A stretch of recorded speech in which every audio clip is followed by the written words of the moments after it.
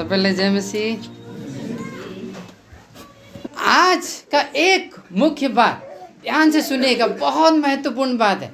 ये जीवन और मृत्यु की बात है।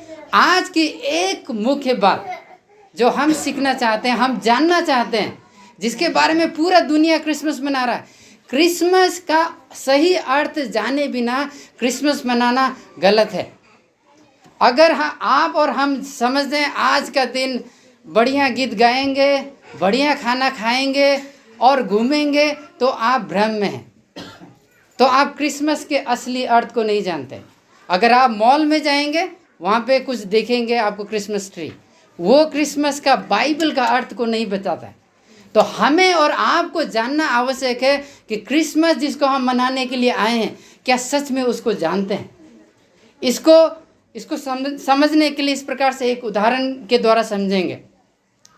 तो एक अंकल जी अक्सर कहा करते थे और कहते हैं कि बहुत सारे लोग एक बार एक बच्चे का बर्थडे मनाने के लिए गए। छोटा बच्चा है, वो बोल नहीं सकता, शायद 1 साल का, उसका लोग बर्थडे मनाने के लिए आए। और जब लोग आए तो उसकी मम्मी ने, बच्चे की मम्मी ने, और सामने वाले रूम में वहाँ पे बेड के ऊपर बच्चे को लेटा दिया, सुला दिया, और उसके, क्योंकि ठंडी का समय था, उसके ऊपर कपड़ा डाल दिया।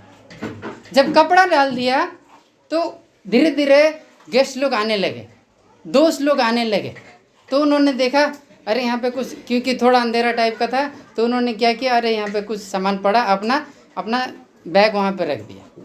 फिर दूसरा आया, उसने ज़्यादा कपड़ा पहना हुआ था, उस अपना जैकेट उठा के वहाँ पे डाल दिया। धीरे धीरे आते गए, लोगों ने अपना अपना कपड़ा और सामान वहाँ रखते चले गए, और अंदर रूम में गए। सब लोग बढ़िया खाना खा रहे हैं, बढ़िया खुशी मना रहे हैं, कोल्ड ड्रिंक पी रहे हैं, मज़े कर रहे हैं। लेकिन जिसका बर्थडे मनाने के लिए आए थे, जिसका बर्थडे था, वो, क्योंकि उन लोगों ने उसका कोई ध्यान नहीं दिया, उसके ऊपर जितना सामान रखा था उससे वो दब के वो मर गया। तो जिसकी खुशी वो मनाने आए हैं उसका कोई ध्यान नहीं है, अन्य चीज़ों में लोगों का ध्यान है। कहने का अर्थ क्या है, अगर आप यहाँ पे क्रिसमस मनाने के लिए आए हैं, आपके और मेरे पास केवल एक जीवन है। कल हो सकता है, कुछ साल पहले आप छोटे बच्चे थे, फिर बड़े हो गए, शादी हो गया, बुजुर्ग हो रहे हैं, एक दिन इस दुनिया को छोड़ के चले जाएंगे। एक जीवन है। अगर आप प्रभु को नहीं जानेंगे तो ये जीवन व्यर्थ है। और अगर आप ये क्रिसमस मना रहे हैं और इस क्रिसमस के सही अर्थ को नहीं जानते, तो क्रिसमस मनाना व्यर्थ है। संसार में बहुत से लोग क्रिसमस मना रहे हैं, लेकिन उसके असली अर्थ को नहीं जानते हैं। तो आज एक मुख्य बात जो आज हम सीखने का प्रयास करेंगे, अगर मेरी बात को समझ पा रहे हैं, तो एक मुख्य बात जो आप सीखेंगे वो है एकमात्र उद्धारकर्ता मसीह प्रभु का जन्म। एकमात्र उद्धारकर्ता यीशु मसीह प्रभु का जन्म। एक मुख्य बात ध्यान से सुनिएगा। अगर आप इस बात को नहीं समझ पाए तो आपने बहुत कुछ को खो दिया। तो इसीलिए ज़्यादा बाहर मत जाइए और ध्यान से सुनिए। और जो बात हमने पढ़ा है ये ऐतिहासिक बात है। देखिए 2 अध्याय, लूका 2 अध्याय मेरे साथ खोल लीजिए। लूका 2 अध्याय का 1 पद, लूका 2 अध्याय का 1 पद से हम आरंभ करेंगे। यहाँ पे लिखा है, और जिसके पास बाइबल नहीं है कृपया एक दूसरे को दिखा दीजिए, और जिसके पास बाइबल है वो ध्यान से देखिए, और नहीं भी है तो ध्यान से सुनिए कि क्या बात हो रहा है। 2 अध्याय का 1 पद यहाँ लिखा है, उन्हीं दिनों में ऐसा हुआ, अगस्तुस कैसर की ओर से ये राजआज्ञा निकली। तो अगस्तुस कैसर की ओर से एक आज्ञा निकाला गया है। क्या आज्ञा निकाला गया? देखिए 1 पद में क्या आज्ञा निकाला गया, अपने बाइबल में देखिए जरा, क्या आज्ञा निकाला गया है। सब लोग जाके अपने नाम लिखवाएं। जनगणना हो रहा है।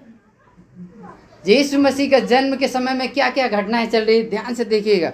तो 1 पद में यहाँ लिखा है कि लोगों को जाना है, अपने अपने नगर में नाम लिखवाना है। तो अभी भी जगह के हिसाब से हमारा ID कार्ड बना है ना, हमारा काम उसी हिसाब से होता है।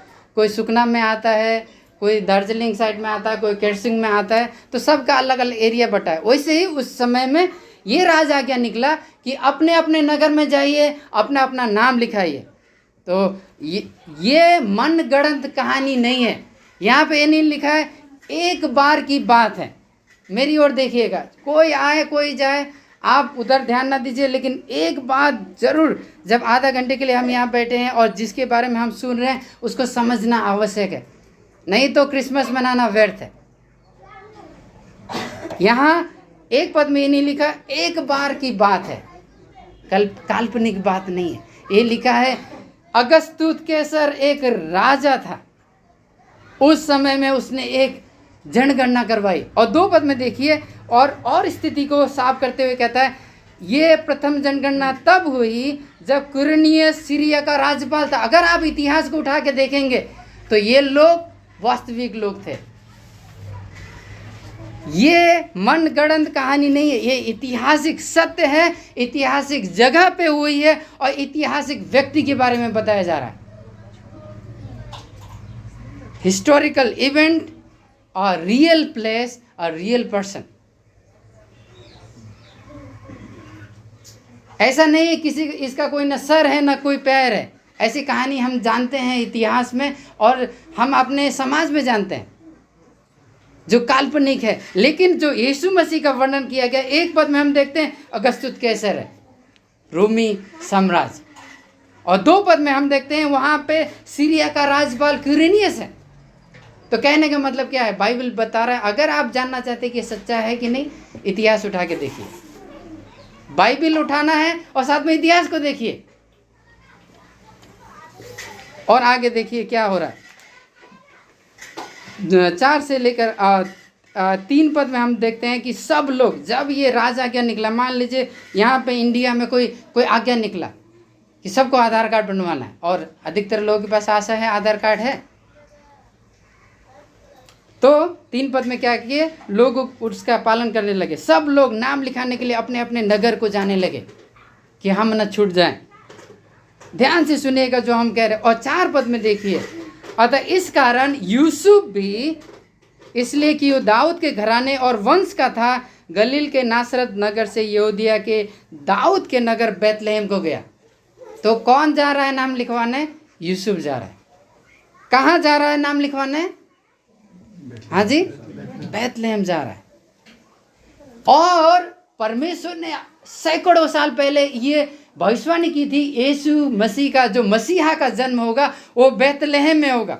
अगर मीका 5:2 में आप पढ़ेंगे तो वहाँ पे इसका वर्णन पाया जाता है। यशायाह 7:14 में आप देखेंगे तो इसकी बात पाई जाती है। और ये भविष्यवाणी पूरा होने के लिए ये तो क्या हुआ कि यूसुफ बैतलहम गया। और 5 पद में देखिए क्या हुआ कि उसके साथ में उसकी मंगेतर है मरियम जो गर्भवती थी, और वो लोग गए नाम लिखवाने के लिए।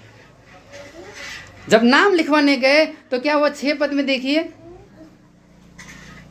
6 पद में मेरे साथ में देखिए, बाइबल में देखिए, या ध्यान से सुनिए।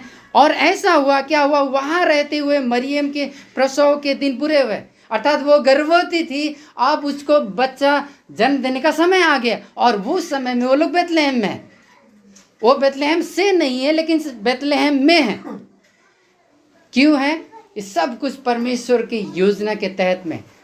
अब मुख्य कहानी में हम आगे बढ़ रहे हैं, मुख्य बात में आगे बढ़ रहे हैं।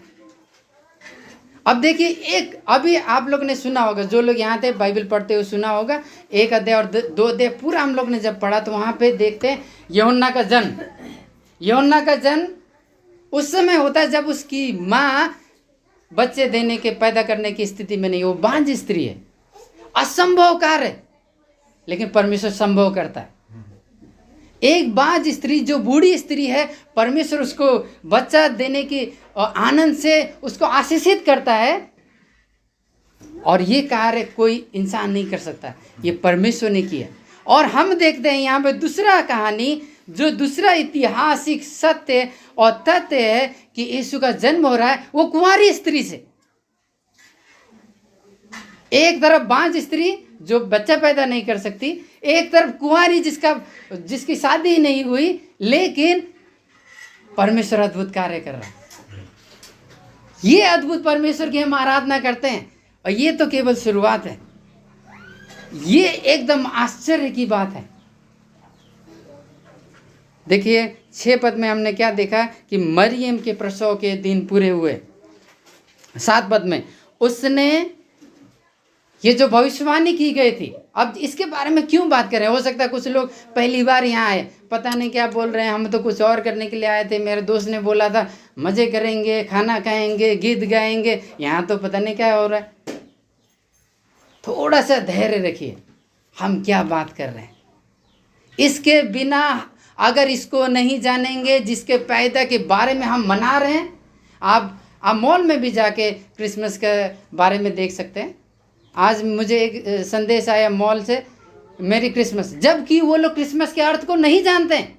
बैंक से आता है मेरी क्रिसमस, लेकिन वो विश्वासी नहीं है। तो जो कोई भी क्रिसमस मना रहा है, इसका मतलब ये नहीं कि वो यीशु को जानता है। तो क्रिसमस मनाने का अर्थ ये है कि आपको पता होना चाहिए आप सच में जो मना रहे हैं उसके अर्थ को भी जानते हैं। और 7 पद में जो हो रहा है वो उससे आगे आपके जीवन को परिवर्तित कर सकता है, क्योंकि एक ही जीवन है, जल्द ही खत्म हो जाएगा। एक ही जीवन है, जल्द ही खत्म हो जाएगा। अगर मसीह को नहीं जाना, जो मसीह चरनी में पैदा हुआ, जो राजाओं का राजा था, तो हमेशा के लिए आनंद काल नरक में जीवन होगा। तो 7 पद में देखिए क्या हुआ। उसने, मरियम ने एक पहलौठे पुत्र को जन्म दिया और क्या किया, उसे कपड़ों में लपेटकर चरनी में रख दिया। अर्थात ये जो संसार का बनाने वाला राजा है, ये जो दुनिया का मालिक है, ये जो राजाओं का राजा है, प्रभुओं का प्रभु है, ये जो संसार का सृष्टि करता है, उसको रहने के लिए जगह नहीं मिला और चरनी में पैदा हुआ और चरनी में रखा गया।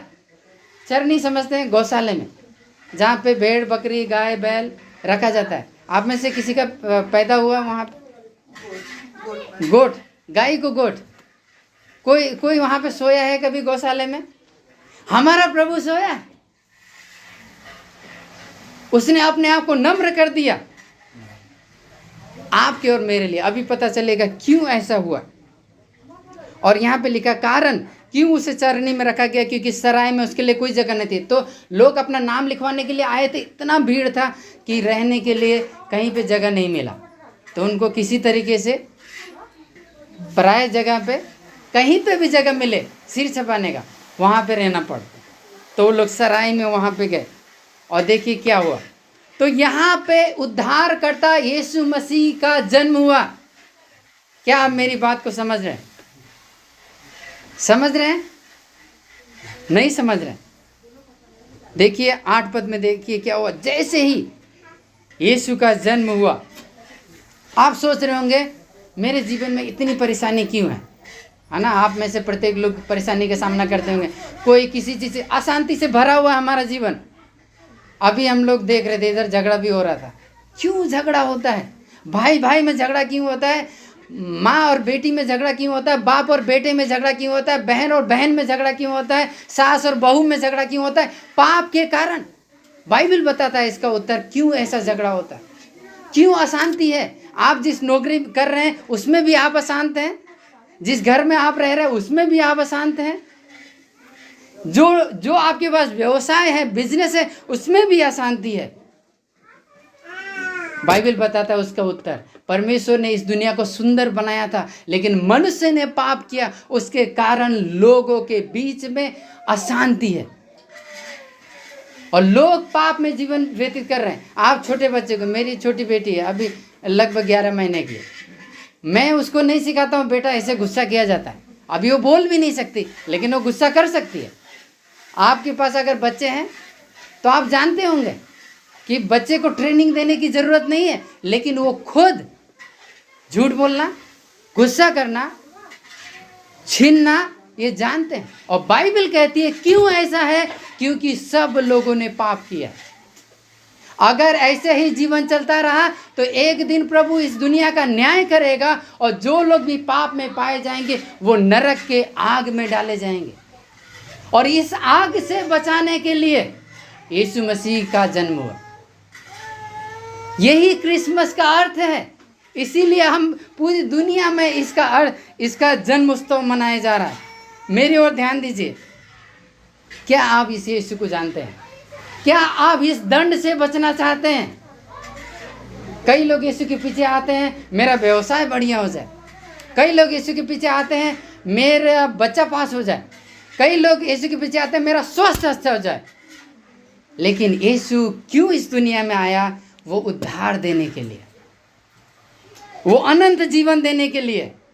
परमेश्वर मनुष्य बन के आ गया। अगर हमारा कोई नेता हो, अगर कोई प्रधानमंत्री हो, हमारे घर में आए, मान लीजिए, ये बात ध्यान से सुनिएगा। कहानी सुनने में लोगों को मज़ा आता है, बाइबल सुनने में लोगों को नींद आता है। तो मैं कहानी भी बताऊँ। तो मान लीजिए आपके घर में कोई नेता आए और आपके घर में आया और उसने बोला, मैं आपके घर में पोछा लगाऊंगा, मैं आपके लिए खाना पकाऊंगा। तो आप क्या करेंगे? हाँ हाँ, पकाइए पकाइए, ऐसा बोलेंगे। कैसा लगेगा? क्या आप उसको पकाने देंगे? क्या आप झाड़ू पोछा लगाने देंगे? अरे वो तो इस इंडिया का महान व्यक्ति है, इसको हम नहीं पकाने देंगे। अरे ये नम्र बन रहा है। लेकिन इस संसार का राजा, दुनिया का राजा, इस प्रधानमंत्रियों का प्रधानमंत्री को बनाने वाला, इस संसार को बनाने वाला, आपका और मेरा राजा, है ना उषा दीदी? इस दुनिया का राजा, वो तो मनुष्य बन गया। वो तो चरनी में पैदा हुआ। किसके लिए? आपके और मेरे लिए।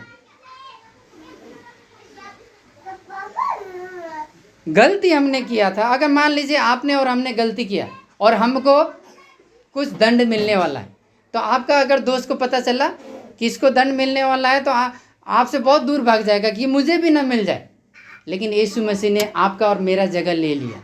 ऐसा यीशु मसीह है, ऐसा हमारा प्रभु है। इसकी हम आराधना करते हैं। देखिए, और अगर ये दुनिया का मालिक है, अगर संसार का राजा अगर कहीं पैदा होता तो कहाँ पैदा होता? मंत्री का बच्चा पैदा होता तो कहाँ पैदा होता? बताइए, ये प्रश्न है आपसे जी। 5 बढ़िया बढ़िया हॉस्पिटल में, बढ़िया महल में, बढ़िया घर पे। लेकिन इस दुनिया का बनाने वाला कहाँ पैदा हुआ? चरनी में। और अगर राजा का जन्म होता है, राजा के राजमहल में कोई पैदा होता है, तो संदेश सबसे पहले किसको दिया जाता है? संदेश किसको मिलता है? अगर किसी राजमहल में कोई पैदा हुआ है तो संदेश सबसे पहले किसको मिलता है? दरबार में सबको मिलता है ना, मंत्री तंत्री जंत्री जो भी है। लेकिन देखिए, ये दुनिया का जो राजा है, जब उसका पैदा हुआ, जो वो पैदा हुआ, 8 पद में देखिए, उसका संदेश किसको मिला? संदेश किसको मिला? 8 पद में देखिए जरा जी। उसी प्रदेश में, 8 पद में मेरे साथ बाइबल में देखिएगा, उसी प्रदेश में, मैं अपने मन से कुछ भी नहीं कह रहा। बाइबल है जो 2000 साल पहले परमेश्वर ने हमें दी है, उसमें से हम कह रहे हैं। देखिए 8 पद में, उसी प्रदेश में कुछ चरवाहे थे जो रात के समय में मैदान में रहकर अपने झुंड की रखवाली कर रहे थे। तो चरवाहे, भेड़ बकरा चराने वाले, वो लोग क्या कर रहे हैं? रात में अपने भेड़ों की रखवाली कर रहे हैं मैदान में। जब भेड़ों की रखवाली कर रहे हैं तो क्या हुआ? 9 पद में देखिए, बड़ी विचित्र बात, बहुत ही अद्भुत बात। देखिए 9 पद में क्या हुआ? क्या हुआ देखिए, अचानक प्रभु का दूत उनके सामने खड़ा हुआ। स्वर्ग दूत उनके सामने खड़ा हुआ और प्रभु का तेज उनके चारों ओर चमका और वे अत्यंत भयभीत हो गए। आप क्या सोचते हैं? जब प्रभु का स्वर्गदूत वहां पे आया तो उनके पास क्यों आया? लोग सोच रहे हैं, अरे ये क्या हो गया? अचानक अंधकार में ज्योति चमकी। उस समय तो बिजली भी नहीं थी, ज्योति चमका। और कहीं नहीं चमका, राज दरबार में नहीं चमका, लेकिन चरवाहे के, जहाँ चरवाहे हैं वहाँ पे चमका। वो जो साधारण लोग हैं उनके पास चमका। आप और हमारे जैसे साधारण लोग, हम और आप, आशा है हम और आप, कोई यहाँ पे मंत्री नहीं बैठा है, कोई प्रधानमंत्री नहीं बैठा। हो सकता है अपने आप को सोचते हो हम अपने जीवन के मालिक हैं, हम किसी से कम नहीं। लेकिन यीशु मसीह जब पैदा हुए तो सबसे पहले संदेश किसको मिला? चरवाहे को, साधारण व्यक्ति को, साधारण जन को। और 10 पद में क्या हुआ? जैसे ही ये संदेश वहाँ पे स्वर्गदूत प्रकट हुए तो क्या हुआ? 9 पद में, अचानक प्रभु का दूत उनके सामने खड़ा हुआ और प्रभु का तेज उनके चारों ओर चमका और वे अत्यंत भयभीत हो गए। तो सोच ले, अरे क्या हुआ? रात में ज्योति। और 10 पद में क्या हुआ? देखिए स्वर्गदूत ने क्या कहा? तुमने गलती किया, अब तुम्हें ले जाने आए। क्या बोला? देखिए 10 पद में, मेरे साथ देखिए अपने अपने बाइबल में। स्वर्गदूत ने कहा, क्या कहा जी? डरो मत। सुसमाचार डर को हटाता है। पाप डर को लेके आता है और सुसमाचार डर को क्या करता है? हटाता है। डर का संदेश नहीं है लेकिन आनंद का संदेश है। तो क्या कर रहा है स्वर्गदूत? डरो मत, क्योंकि उद्धारकर्ता का जन्म हुआ है। चरवाहे की क्या विशेषता थे? कुछ नहीं। वो लोग तो साधारण लोग थे, वो लोग कोई बड़े तबके के लोग नहीं थे, वो आप और हमारे जैसे लोग थे। और स्वर्गदूत ने कहा, डरो मत, क्योंकि देखो मैं तुम्हें क्या करता हूं? बड़े आनंद का, बड़े खुशी का, है ना पिंकी दीदी? कैसा? बड़े आनंद का। अभी किसी का हमने सुना लॉटरी लगा। अगर मान लीजिए आपको 1 करोड़ की लॉटरी लग जाए तो रात में बड़ी अच्छे से सोएंगे जी? सोएंगे मजे से? नहीं सोएंगे। अरे नींद छोड़ो, क्या मिल रहा है मुझे? 1 करोड़। नींद आ रहा होगा तब भी भाग जाएगा। और यहां पे स्वर्गदूत कह रहा है 1 करोड़ से भी नहीं खरीदा जा सकता ये आनंद। यह स्वर्गदूत कह रहा है, डरो मत, क्योंकि मैं तुम्हें बड़े आनंद का सुसमाचार सुना रहा हूं। यह है क्रिसमस का असली अर्थ, बड़े आनंद का। क्या आनंद? जो पैसे से नहीं खरीदा जा सकता। संसार के पास पैसे की कमी है, बहुत पैसा। अंबानी, अडानी, अब पता नहीं कितने लोग हैं, पैसे की कमी है। इसका मतलब ये नहीं कि वो लोग आशीषित लोग हैं, ये नहीं कि प्रभु ने उनको आशीष दिया है। बाइबल कहता है जो धनवान होना चाहते हैं वो अपने आप को सांसारिक वासनाओं के द्वारा अपने आप को छलनी करते हैं, पाप को बुलावा देते हैं। लेकिन ये उससे बढ़कर बड़े आनंद का सुसमाचार है। क्या कहता है? जो सब लोगों के लिए होगा, ये केवल उनके लिए नहीं है। समझ रहे मेरी बात को शैलेंद्र भैया? क्या ये खुशी की बात है? हम तो मनाने आए थे कुछ और, हम तो खाना खाने आए थे। कुछ लोग हो सकता सोच रहे हो खाना भी बन रहा है, वो भी मिलेगा, लेकिन उसके अर्थ को समझना आवश्यक है। खाना तो हम घर पे भी खा सकते हैं, लेकिन जो संदेश है उद्धार का, अगर ये नहीं जाने तो ये सब व्यर्थ है। हमारा सजाना, हमारा गाना गाना, हमारा खुशी मनाना। और स्वर्गदूत क्या कह रहा है? देखो डरो मत, क्योंकि मैं तुम्हें बड़े आनंद का सुसमाचार सुना। क्या ये बड़े संदेश को समझने के लिए आप तैयार हैं? आज का लोगों के पास बहुत टाइम है इंटरनेट में टाइम बर्बाद करने के लिए, सोशल मीडिया में टाइम बर्बाद करेंगे, लेकिन संदेश में के लिए टाइम नहीं है, प्रभु के वचन के लिए टाइम नहीं है। सोशल मीडिया भी इंसान नहीं बनाया बाय द वे, और जो हम डालते हैं वही दिखता है। कहीं ऐसे बड़ा आश्चर्य कर्म नहीं है, लेकिन ये है आश्चर्य की बात, बड़े आनंद का सुसमाचार। तो बड़े आनंद का सुसमाचार सुनते ही हमें क्या होना चाहिए? खुशी, आनंद। मेरे और देखिए जरा 11 पद में, और ध्यान से सुनिए क्या कहा जा रहा 11 पद में। 11 पद में क्योंकि, कारण बताया जा रहा है, क्योंकि मेरे साथ बाइबल में देखिए, क्योंकि क्या कहा जा रहा है? क्योंकि आज दाऊद के नगर में तुम्हारे लिए एक उद्धारकर्ता जन्मा है। आमीन, हालेलुया। उद्धारकर्ता, छुड़ाने वाला, बचाने वाला।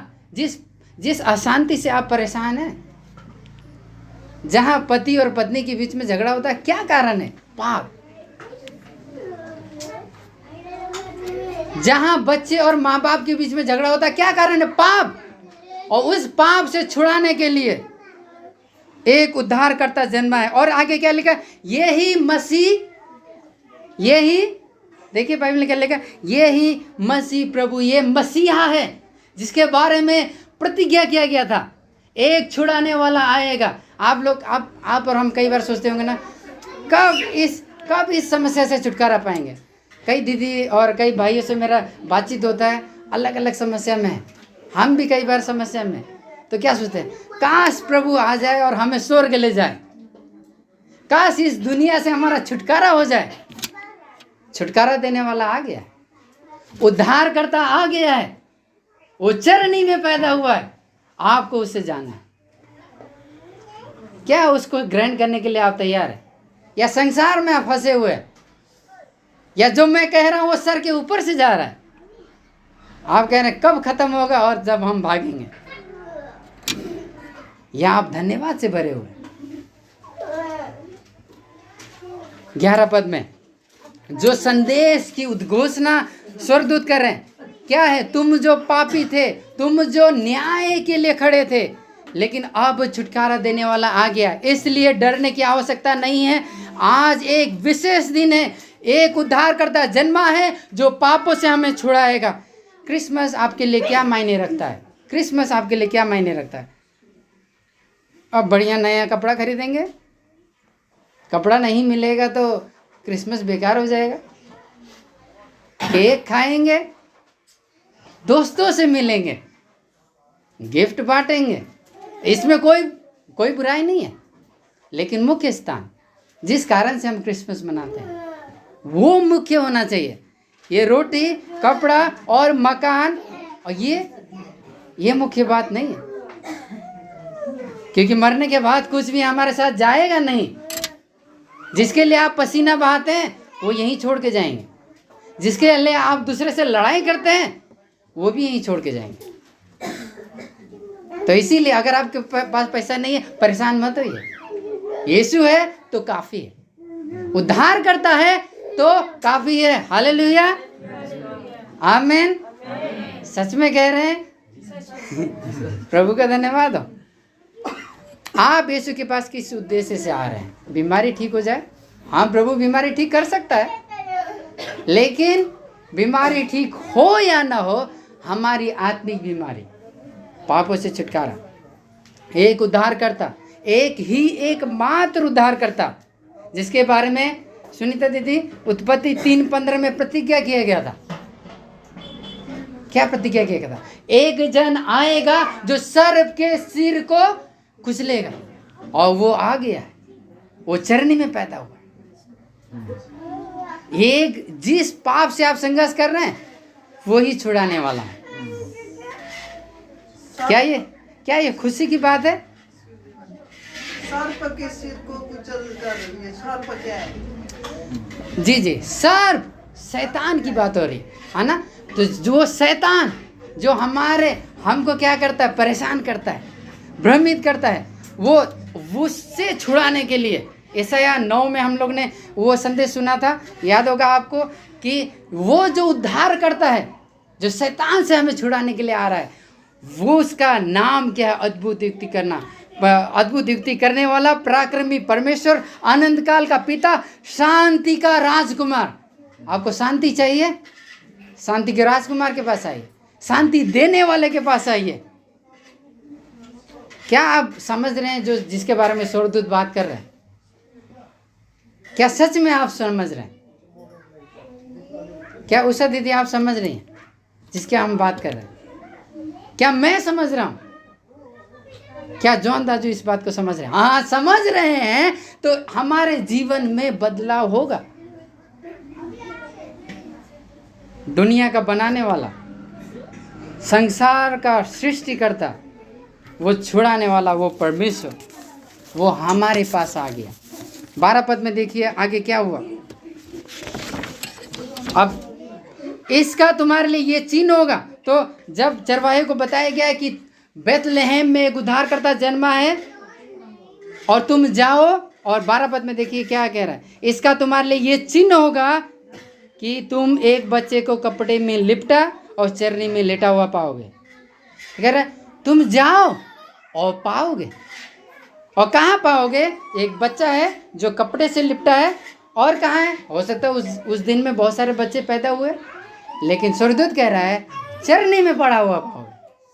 तो सबको तो चरनी में लेटाएंगे नहीं, लेकिन यीशु को जो चरनी में लेटा हुआ वो उद्धार करता, कितनी खुशी की बात है। और वो चरवाहे लोग क्या कर रहे थे? वो लोग अपने भेड़ों की चरवाही कर रहे थे। फिर 13 पद में देखिए क्या हो रहा है। तब एकाएक स्वर्गदूत के साथ स्वर्गदूतों का समूह परमेश्वर की महिमा करते हुए दिखाई दिए। तो जैसे ही ये संदेश सुना दिया, मेरी ओर देखिए जरा, जैसे ये संदेश सुना दिया, और वो लोग क्या कर रहे हैं?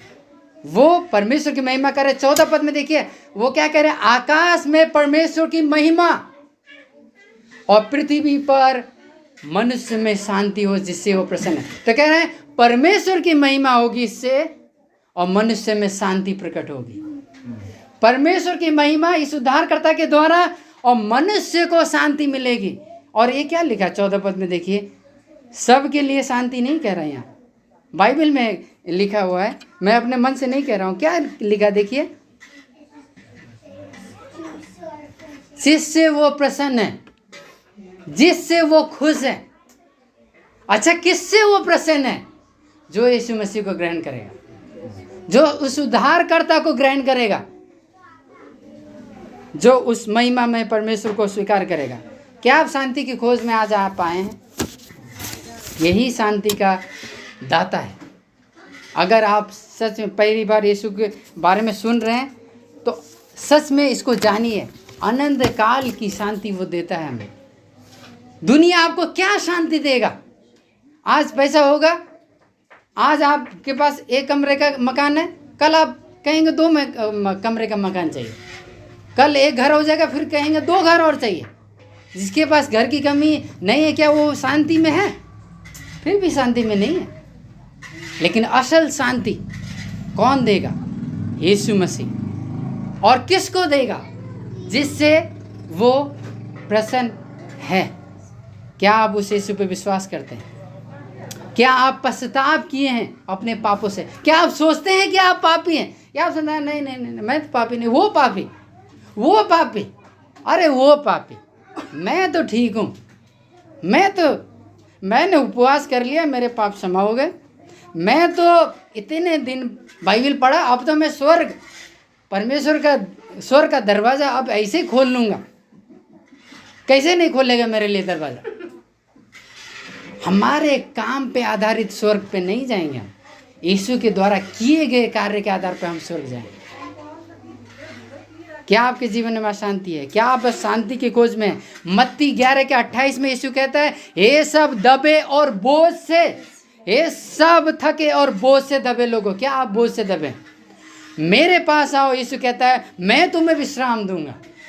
आज लोग शांति की खोज में कितने तीर्थ यात्रा करते हैं और वहीं मर जाते हैं। आप संदेश में पढ़ते होंगे, आप समाचार में सुनते होंगे, प्लेन क्रैश हो गया, बाढ़ आ गया और बह गए। क्या आपने कभी सुना यीशु को विश्वास करने के लिए कभी आपको तीर्थ करने की जरूरत है? यीशु कहता है, हे सब बोझ से दबे, हे सब थके और बोझ से दबे लोगों, मेरे पास आओ। क्या आप यीशु के बारे में जानते हैं? आप जो हाँ यीशु के बारे में हमने सुना है, लेकिन क्या आप इस यीशु के बारे में जानते हैं? इस यीशु के बारे में, बाइबल के यीशु के बारे में, वो यीशु के बारे में नहीं जो मॉल आपको बताता है, उस यीशु के बारे में नहीं जो बैंक या एडवर्टाइजमेंट करने वाले बताते हैं। अभी आप अमेजोन खोलिए, वहाँ पे भी क्रिसमस के बारे में होगा। क्या वो यीशु का प्रचार करेंगे? आप न्यूज़ खोलिए तो वहाँ पे थोड़ा बहुत ही क्रिसमस के बारे में होगा, लेकिन क्या वो सच में यीशु के बारे में बता रहे हैं? वहाँ तो यीशु का होगा भी नहीं कुछ। एक पेड़ होगा, थोड़े बहुत पता नहीं गिफ्ट विफ्ट रखे होंगे, सेंटा क्लॉज होगा, जो कि बाइबल के आधार पर नहीं है, बाइबल पे नहीं है। क्या आप इस यीशु को जानते हैं? यदि आप यीशु को तिरस्कार करेंगे ये जानने के बाद भी, सुनने के बाद भी, तो आप अनंत काल की मृत्यु का सामना करेंगे। आइए यीशु के पास। क्या आप अपने आप को मसीह कहते हैं? क्या आप कहते हैं कि मैं विश्वासी हूं? आपका जीवन और संसार के लोगों का जीवन कैसे अलग है? आप क्या संसार में जो आपके पड़ोस में लोग रहते हैं, आपका और उनका जीवन अलग है? क्या आप सुसमाचार के अनुसार जीवन जी रहे हैं, या केवल शब्दों में कहते हैं लेकिन जीवन में नहीं दिखाई देता? अगर आप सच में विश्वास का जीवन जी रहे हैं तो धन्यवादिता का जीवन जिएंगे, पाप से भागेंगे, परमेश्वर के अनुसार चलेंगे। अपना जीवन बर्बाद मत करिए। Don't waste your life. We have only few days. केवल कुछ ही दिन है। अभी 40 के पार हुए हैं, पता नहीं कब। अभी कोविड भी चल रहा है, लोग डरे हुए हैं, मरना नहीं चाहते, लेकिन क्या मृत्यु होगी? नहीं, क्या मृत्यु होगी और हम न्याय का सामना करेंगे। अगर आप इस दुनिया में यीशु का तिरस्कार करेंगे, आप भयंकर न्याय का सामना करेंगे। अगर आप समझौते का जीवन जी रहे हैं और वो खाते हैं जो खाना नहीं चाहिए, वो पीते हैं जो पीना नहीं चाहिए, वो बोलते हैं जो बोलना नहीं चाहिए, वहां जाते हैं जहां जाना नहीं चाहिए, एक दिन आप न्याय का सामना करेंगे। अगर संगति में आना आपको बोझ लगता है, यीशु के पीछे चलना आपको बोझ लगता है, तो आप न्याय का सामना करेंगे। तब आप यीशु मसीह से आप प्रेम नहीं करते। तब आप केवल क्रिसमस को खुशी का अवसर मानते हैं और केवल क्रिसमस मनाने के लिए आप उत्सुक रहते हैं, और कल के बाद कल फिर क्रिसमस खत्म, फिर 1 साल बाद। दिन प्रतिदिन यीशु मसीह 365 दिन का प्रभु है, एक दिन का प्रभु नहीं है। जनवरी से लेकर दिसंबर तक, दिसंबर से लेकर जनवरी तक हमारे जीवन भर का प्रभु है। इसीलिए अपना जीवन सांसारिक बातों में बर्बाद मत करिए। संसार आपको शांति नहीं दे सकता। इस महिमा में परमेश्वर के लिए जिए, क्योंकि प्रेरितों के काम 4:12 कहता है, स्वर्ग के नीचे पृथ्वी के ऊपर कोई दूसरा नाम नहीं दिया गया जिसके द्वारा उद्धार हो। तो लोग जब आपको पूछेंगे यीशु के पीछे क्यों चलते हो, क्योंकि कोई दूसरा नाम नहीं है जो जिसके द्वारा उद्धार हो, जो मेरे लिए क्रूस पे मरा हो, जो मेरे पापों का दंड अपने ऊपर लिया हो। क्या यह अद्भुत बात नहीं है? हाँ सुकृत दीदी, क्या अद्भुत बात है? क्या यह खुशी की बात है? क्यों शैलेंद्र भैया, क्या यह खुशी की बात है कि नहीं है? राजीव ब्रदर, आप क्या सोचते हैं, क्या ये खुशी की बात है? तो हम खुश होंगे, यहीं तक नहीं, जीवन पर्यंत। और हम इस संदेश को लोगों को बताएंगे, और हम इसमें आगे देखने पाएंगे। और 14 पद में देखिए वो क्या कहता है, मनुष्य में शांति। किन किन मनुष्य पे शांति? परमेश्वर की शांति किन किन मनुष्य पर, जिस पे हमने बात कर चुके हैं, जिनसे वो प्रसन्न है। किससे वो प्रसन्न है? जो उसके अनुसार जीवन जीते हैं। अगर आप संसार के सामने आप कह नहीं सकते यीशु ही प्रभु है, तो आप मसीह नहीं है। आप संसार के सामने नहीं कह सकते आज संडे है, 2 घंटा प्रभु के लिए है, तो अब आप कीमत चुकाने के लिए तैयार नहीं है। यीशु तो हमारे लिए कीमत, वो क्रूस पे चढ़ गया, उसने कोड़े खाए, तो कहा आप यीशु के लिए आप कुछ बातों को सुन नहीं सकते? हो सकता है थोड़ा कुछ पैसा कटेगा, हो सकता है आपको दूसरा नौकरी ढूंढना पड़ेगा।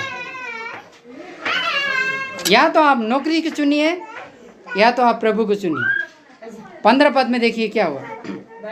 15 पद में, और ऐसा हुआ कि जब स्वर्गदूत उनके पास से स्वर्ग को चले गए तो चरवाहे आपस में कहने लगे, ध्यान से सुनिए, चाहे जितना भी कितनी भी बातें चल रही हो, लेकिन ये बात आपको समझना जरूरी है कि स्वर्गदूत उनके पास से जब स्वर्ग को चले गए तो चरवाहे ने जब ये संदेश सुना तो चरवाहे, तो ये रात के समय में संदेश सुना। अगर रात के समय में आपके पास ऐसा संदेश आता है तो आप क्या करेंगे? देखिए चरवाहे लोग क्या किए, अरे रात को पता नहीं नींद डिस्टर्ब कर दिया, अरे वो बहन बीमार है, अरे उसको भी प्रार्थना की जरूरत है, अरे कौन करेगा, बाद में टाइम मिलेगा तो।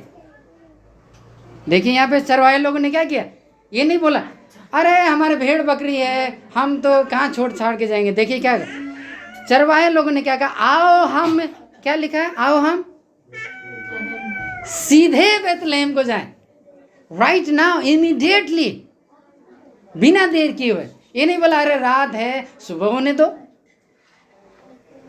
अरे अभी तो ठंडी है सुबह होने दो, अरे अभी मेरा समय नहीं है, कहना अभी सुबह का इंतजार नहीं, अभी सही समय है। उन्होंने कहा आओ हम सीधे बेतलेहम जाए, और जो बात हुई है, जो उद्धारकर्ता में के बारे में बात हुई है, जो छुड़ाने वाले के बारे में, जो मसीहा के बारे में बात हुई है, जाकर पता लगाएं, क्योंकि ये जीवन और मृत्यु की बात है। और देखिए 16 पद में क्या हुआ, वे शीघ्र जाकर, शीघ्र का मतलब क्या है,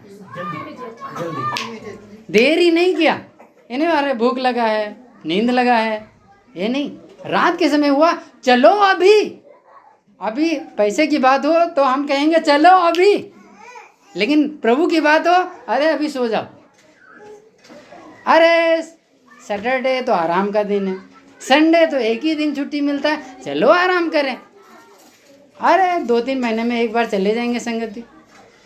नहीं, वो प्रभु है, उसके लिए हमें कीमत, हमें नींद त्यागना पड़े, हमें पैसा खोना पड़े, कीमत चुकाने के लिए तैयार होंगे, क्योंकि इस दुनिया का मालिक हमसे प्रेम करता है, उसने अपने पुत्र को हमारे लिए दे दिया।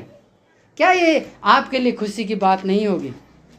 तो इसीलिए 16 पद में देखिए, वे शीघ्र जाकर मरियम और यूसुफ के पास पहुंचे, और उन्होंने इस बच्चे को चरनी में लेटा हुआ पाया, जैसा कहा गया था वैसा ही पाया। और देखिए 17 पद में क्या हुआ, ये देखकर उन्होंने ये जो बात प्रकट कर दी गई थी इस बच्चे के संबंध में जो उनसे कही गई थी, 18 पद, सब लोगों ने, थोड़ा 2 मिनट और, सब लोगों ने उन बातों को सुनकर जो चरवाहे ने उनसे कही थी आश्चर्य किया। तो चरवाहे ने दूसरों को बताया, भाई हमें स्वर्गदूत आके बताए, हमसे स्वर्गदूत ने बात किया कि उद्धारकर्ता जन्मा, और हम सीधे आए और हमने ऐसा ही पाया, और प्रभु का धन्यवाद हो, हम रात भर सोए नहीं हैं।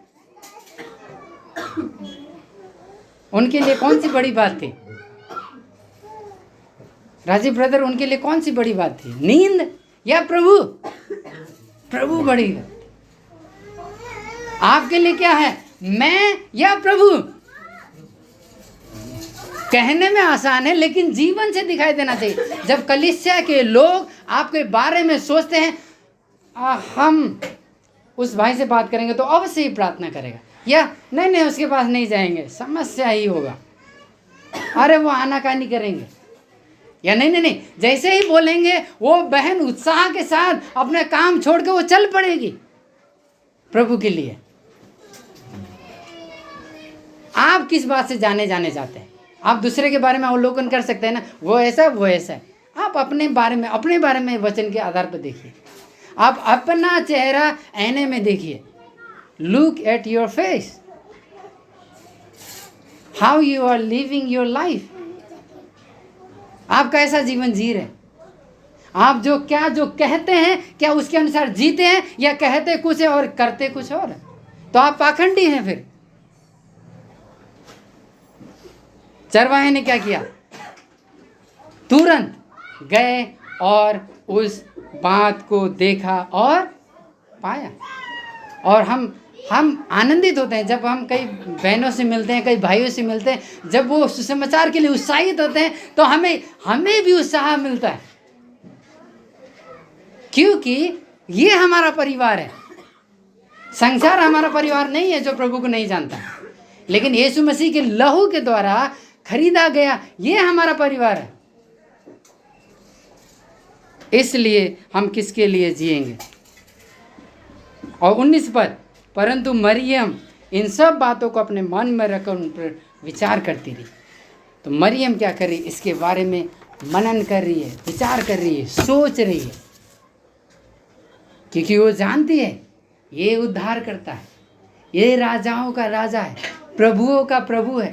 एक दिन हर एक घुटना झुकेगा, हर एक जीभ अंगीकार करेगी यीशु मसीह ही प्रभु है। सब लोग करेंगे, लेकिन कुछ लोग नरक में जाएंगे और कुछ लोग स्वर्ग में जाएंगे। सब स्वर्ग जाना चाहते हैं, इसलिए जब मरते हैं तो वहाँ लिखते हैं स्वर्गीय, लेकिन वो नहीं जानते हैं कि बिना यीशु के कोई भी स्वर्गीय नहीं है। तो स्वर्ग सब जाना चाहते हैं, लेकिन यीशु को ग्रहण करना, अगर आप यीशु के पीछे चलेंगे तब आप स्वर्गीय होंगे। अगर आप उसको उद्धारकर्ता के रूप में ग्रहण करेंगे तब आप स्वर्गीय होंगे। अगर आप संसार को त्यागेंगे तब आप स्वर्गीय होंगे। अगर आप उसके लिए जिएंगे तभी स्वर्गीय होंगे। अगर आपको अनंत जीवन चाहिए, यीशु ही अनंत जीवन देगा। क्या ये रोटी वो जीवन की रोटी चाहिए?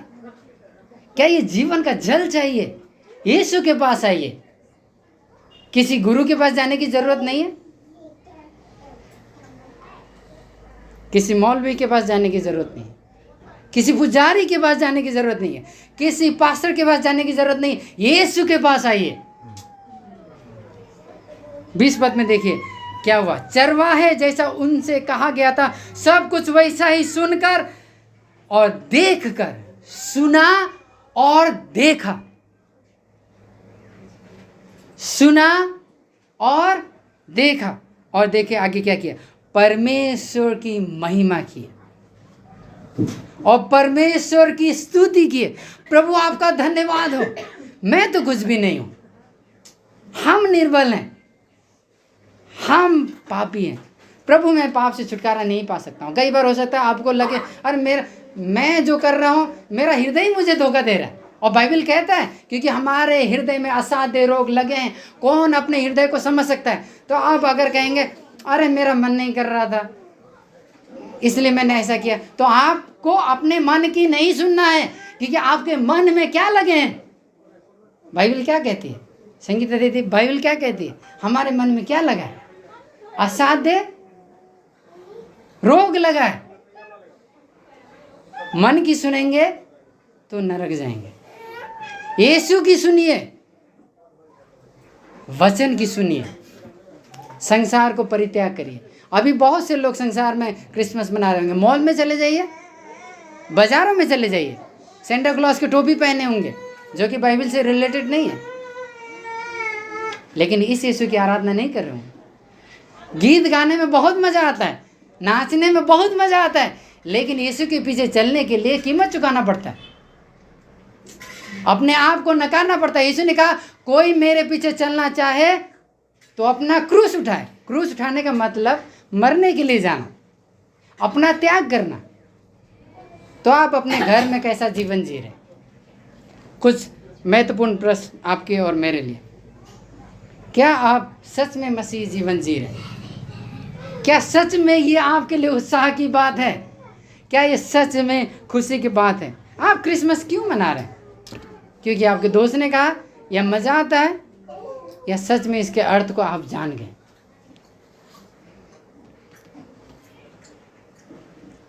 क्या सच में आप जान गए?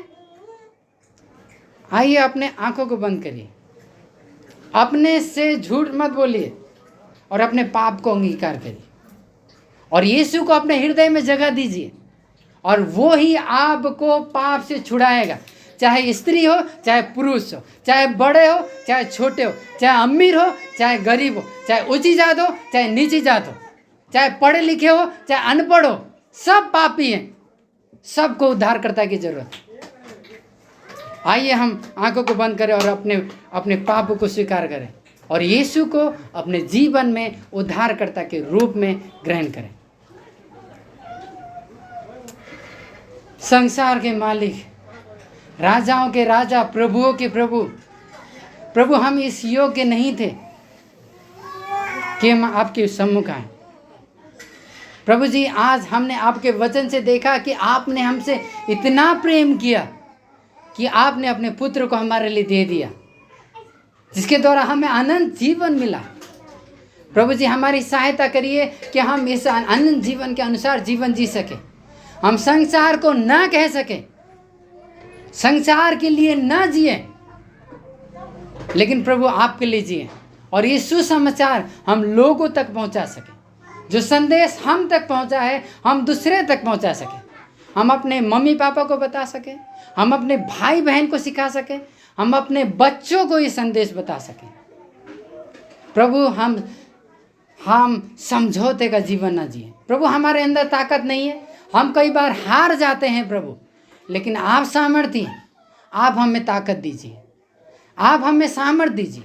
और जितने लोग यहाँ पे जमा हैं प्रभु, केवल ऐसा ना हो कि केवल वो उत्सव के लिए यहाँ पे आए, लेकिन सच में वो यीशु को ग्रहण करने वाले हो सके।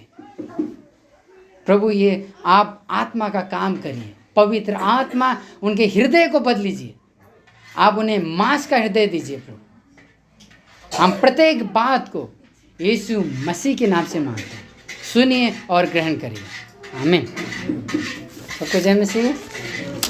मेरी क्रिसमस।